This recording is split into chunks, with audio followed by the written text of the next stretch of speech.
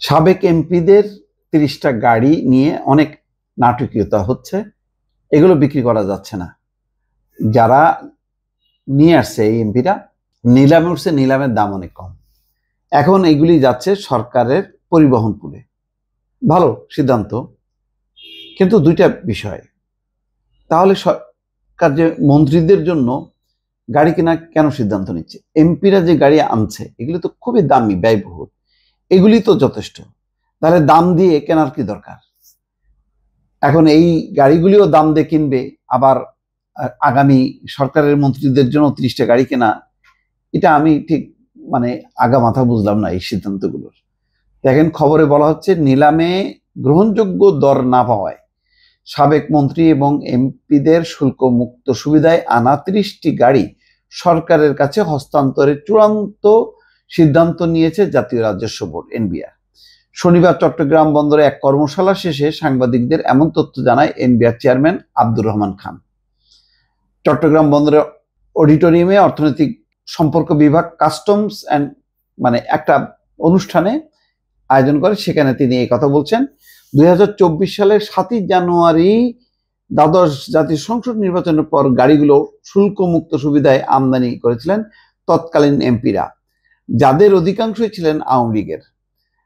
ওই বছরের 5ই আগস্ট ছাত্র জনতার অভ্যুত্থানে সরকার পতনের পরদিন 6ই আগস্ট সংসদ ভেঙে দেওয়া হয়। ফলে সংসদ সদস্যদের শুল্কমুক্ত সুবিধাও বাতিল করে এনবিআর। ফলে সাবেক এমপিরা শুল্কমুক্ত সুবিধায় গাড়িগুলো আর ছাড় করেননি।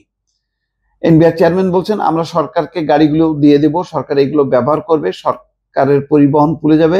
আমরা নিলাম ডাকলেও খুব কম দাম উঠেছে, অল্প দাম উঠেছে, নিলামের টাকাটাও সরকারের কোষাগারে আসবে।